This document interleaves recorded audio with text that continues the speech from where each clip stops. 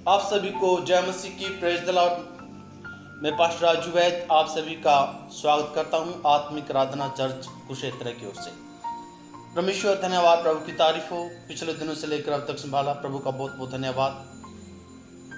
आज फिर एक नई वीडियो के साथ में आप लोगों के बीच में आए हैं। परमेश्वर का पवित्र कलाम के साथ, उसके वचन के अनुसार आप लोगों के साथ में बातचीत करते हैं प्रभु के वचन को लेकर। और आज का जो शीर्षक होगा वो है मनुष्य को अशुद्ध करने वाली बातें। मनुष्य को अशुद्ध कर। हालेलुया। बहुत सारे लोगों के बीच में संदेह रहता है, संकोच, थोड़ा सा उनके अंदर ये बातें चलती रहती है कि ये बात अशुद्ध करने वाली है, ये बात ये करने वाली है, खाने से अशुद्ध होता है, सोचने से अशुद्ध होता है, बोलने से अशुद्ध होता है। मतलब सही क्या है और गलत क्या है, आज हम वचन के अनुसार आप लोगों को बताने की कोशिश करेंगे, समझाने की कोशिश करेंगे। जो भी वचन है ये सत्य है और इस वचन पे आप लोग विश्वास करें, अमल करें। जो वचन में है, पवित्र शास्त्र बाइबल में है, वही सत्य है। तो आज आप लोगों के बीच में लेकर आए हैं परमेश्वर का वचन, मरकुस रचित सुसमाचार वचन 7 अध्याय 14 से 22 तक का, जहां पर लिखा मनुष्य को अशुद्ध करने वाली बातें।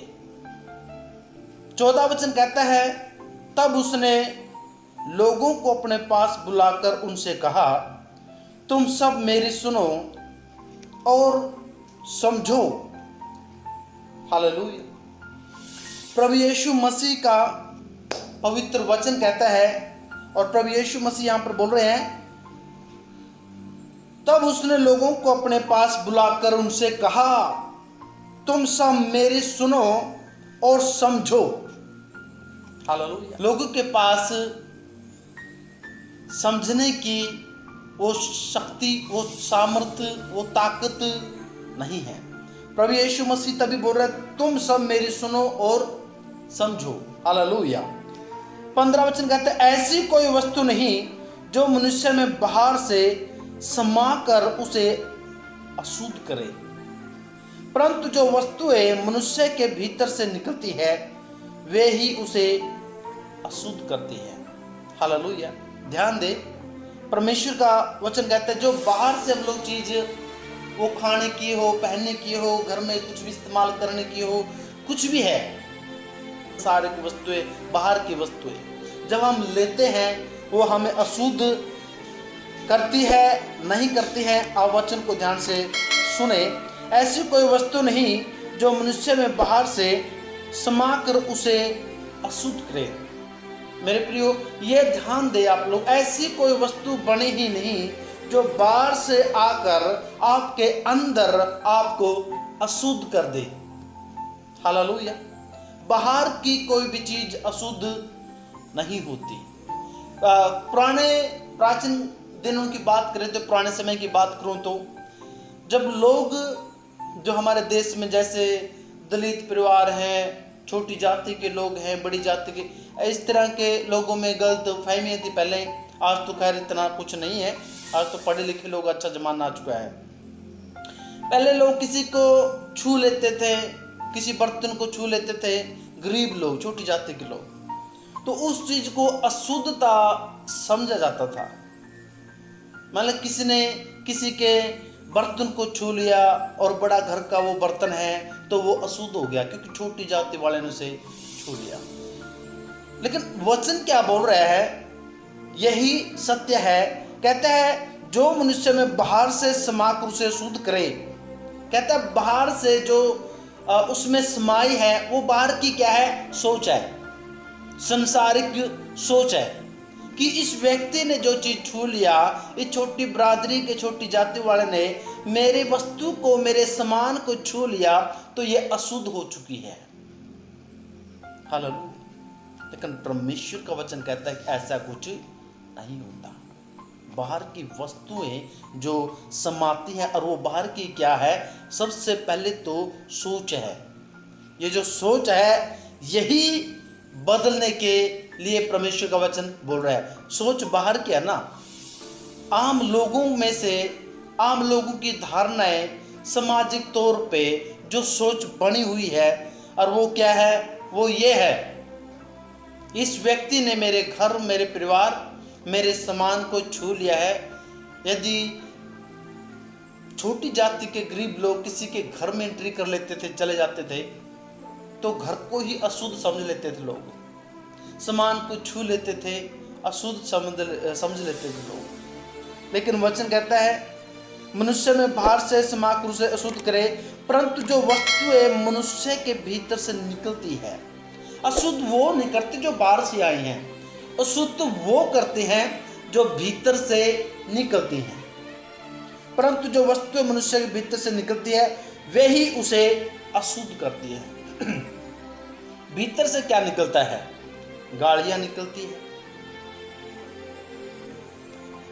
अलग अलग षड्यंत्र, गलत योजनाएं निकलती हैं, एक दूसरे के बारे में निंदा चुगली निकलती है, एक दूसरे के बारे में बुरी सोच निकलती है, लुचपन की बातें निकलती है, और भी बहुत कुछ है, वो वचन में आ जाएगा आगे, जो अंदर से निकलने वाली बातें हैं। 16 वचन बताता है, यदि किसी के सुनने के कान हो तो सुन ले। यदि किसी के सुनने के कान हो तो वो सुन ले। जब वह भीड़ के पास से घर में गया तो उसके चेलों ने इस दृष्टांत के विषय में उससे पूछा। उसने उनसे कहा, क्या तुम भी ऐसे ना समझो? जो प्रभु यीशु मसीह के चेले थे, प्रभु यीशु के साथ में रहने वाले लोग, यानी यीशु के चेले, जब यीशु के साथ था, चेले प्रभु यीशु को अच्छे से समझ नहीं पाए थे तब तक, जब तक यीशु मसीह ने अपना बलिदान नहीं दिया, जब तक वो मुर्दों से जी उठा, तब तक उसे नहीं समझ पाए थे। अब चेले पूछ रहे हैं, प्रभु जो आपने दृष्टांत हमें दिया है, इसका मतलब क्या है? रीजन क्या है इसका? आप मतलब कहना क्या चाहते हो, समझाना क्या चाहते हो? चेले प्रभु यीशु मसीह से पूछ रहे हैं। चेलों ने दृष्टांत के विषय में उससे पूछा। 18 वचन में उसने उनसे कहा, प्रभु यीशु ने कहा, उसने उनसे कहा, क्या तुम भी ऐसे ना समझो? क्या तुम नहीं समझते कि जो वस्तुएं बाहर से मनुष्य के भीतर जाती है वह उसे अशुद्ध नहीं कर सकती? जो बाहर से आती है, जो बाहर से हम लोग वो आप मार्केटिंग सिस्टम करते हो, जैसे मार्केट से कुछ लेके आए हो, आपको शुद्ध नहीं कर सकती। आप किसी इंसान से मिलकर आए हो, वो छोटी बिरादरी का हो, बड़ी का हो, कोई भी हो, किसी से आप बात करके आए, मिलकर आए, लेन देन करके आए, वो आपको शुद्ध नहीं कर सकती। आप बाहर से कुछ फल फ्रूट साग सब्जी कुछ खरीद कर लेकर आए, आप उसे घर में लेकर आए और आप उसके कारण अशुद्ध हो रहे हो, लेकिन ये भी आपको अशुद्ध नहीं कर सकती। आप और भी कुछ बातें संसारिक, जो आप बाहर के संसारिक तौर पे और शारीरिक तौर पे आप कर रहे हो, वो वस्तुएं आपको अशुद्ध नहीं कर सकती। लेकिन क्या लिखा है? 19 वचन कहता है, क्योंकि वह उसके मन में नहीं, क्योंकि वह उसके मन में नहीं, परंतु पेट में जाती है। बाहर की वस्तुएं, साग पात, जो भी हम लोग जो भी वस्तु लेकर आते हैं, खाने की, पीने की, रखने की, इस्तेमाल में लाने की, वो सारी चीजें व्यर्थ है, सारी हम खाते हैं, वो सारा वचन में आगे लिखा है, क्योंकि उसके मन में नहीं परंतु पेट में जाती है और संडास में निकल जाती है। जो भी हम साग पात खा रहे हैं वो संडास के द्वारा निकल जाता है, यानी रफा हजत के द्वारा सब निकल जाता है। आप समझ पा रहे हो? जैसे कि हमने सुबह खाया, दोपहर खाया, शाम को हम लोग रफा हजत के लिए जैसे शौचालय जाते हैं, उसमें चले गए, पेट खाली हुआ, फिर खा रहे हैं। कहने का मतलब यही है। फिर उसने कहा, जो मनुष्य में से निकलती है वह मनुष्य को अशुद्ध करती है। जो मनुष्य में से निकलती है वो मनुष्य को अशुद्ध करती है, क्योंकि भीतर से अर्थात मनुष्य के मन से, पहला नंबर क्या बता रहा है बाइबल? बुरे बुरे विचार, दूसरा व्यभिचार, तीसरा चोरी, चौथा हत्या करना, पांचवा प्राय स्त्री, और छठा लोभ, सातवां दुष्टता, 8 में है छल, 9 में है लुचपन और कुदृष्टि 10 नंबर पे है, और 11 नंबर पे है निंदा, और 12 पे अभिमान, और 13 पे मूर्खता। और मूर्खता निकलती है। हालेलुया। ये सारी जो बातें अब निकल कर आई हैं, जो इंसान के अंदर भरी पड़ी है, वो क्या है? बुरे विचार, व्यभिचार, चोरी, हत्या, प्रायश्चितगमन, लोभ, दुष्टता, छल, लुचपन, कुदृष्टि, निंदा, अभिमान और मूर्खता निकलती है। और इनसे अलग और भी है, गाली देना, नशे करना, दूसरे के घर का लालच करना, और भी बड़ी बड़ी डिंगे मारना, चुगलियां करना। ये सारी बातें अंदर से ही निकलती हैं और यही हमें अशुद्ध करती हैं। एक और बात है शुद्ध करने वाली, मूर्ति पूजा करना, जो परमेश्वर को अच्छा नहीं लगता, परमेश्वर उसे पसंद ही नहीं करता, रब उस चीज को पसंद नहीं करता। इंसान जब इन टोने टोटके धागे बीज ये सब करते हैं, परमेश्वर उनको पसंद नहीं करता। हालेलुया। ये सारी वस्तु, ये सारे काम इंसान को अशुद्ध करते हैं, शरीर में भी अशुद्ध और आत्मा में भी अशुद्ध करते हैं। हालेलुया। सो कई सारी बातें हैं, वो छोटी सी टाइम की 10-15 मिनट की वीडियो में आपको सब बातें नहीं बता सकता, लेकिन धीरे धीरे करके बताएंगे। 23 वचन कहता है ये सब बुरी बातें भीतर से ही निकलती है और मनुष्य को अशुद्ध करती है। हालेलुया। मेरे प्रिय भाई और बहनों, आप लोग अपने मन को फिराओ, मन को बदलो, विचारों को बदलो, सोच बदलो और जीवित परमेश्वर की ओर फिर लो। समय है, मौका है। परमेश्वर आप लोगों को अद्भुत आशीष करेगा, परमेश्वर बरकत करेगा। तो परमेश्वर का वचन यही कहता है कि तुम वो सब काम ना करे जो परमेश्वर को पसंद नहीं है, यानी परमेश्वर के विरुद्ध कोई ऐसा काम ना करे जो आपको अधर्म और गुनाह में डाल दे। तो आज का वचन इतना ही। आज का शीर्षक था मनुष्य को अशुद्ध करने वाली बातें, और वो क्या क्या थी बताइए मैंने।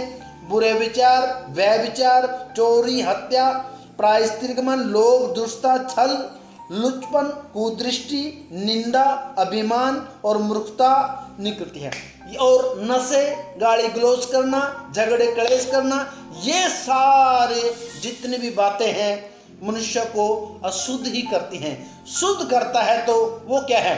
परमेश्वर का पवित्र वचन।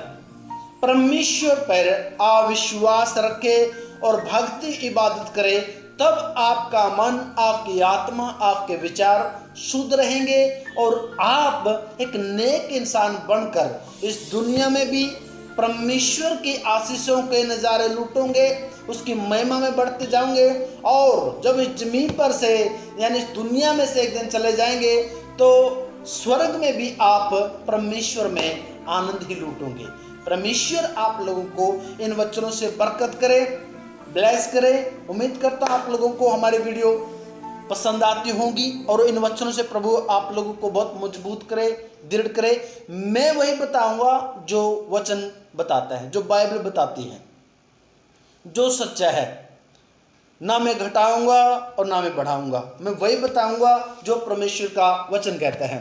शायद आपको कुछ बुरा लगे, लेकिन बुरा लगे तो इसका मतलब आपको ये वचन बदलने जा रहे हैं। यदि आपको बुरा नहीं लग रहा तो इस वचन का असर आपके ऊपर नहीं हुआ। यदि आपके ऊपर असर हुआ है बाइबल के इन वचनों का, थोड़ा बहुत बुरा लगता है, तो परमेश्वर का अनुग्रह है ये, क्योंकि बुरा लगेगा तब आप संभलोगे, और जब आप संभलोगे आप अच्छे इंसान बन जाओगे, और जब अच्छे इंसान बनोगे तो आप परमेश्वर की महिमा करोगे। तो परमेश्वर का धन्यवाद, प्रभु की स्तुति हो। हमारे चैनल को सब्सक्राइब करें, लाइक करें और शेयर करें, कमेंट्स करें और बहुत सारा प्यार दे इस वीडियो को।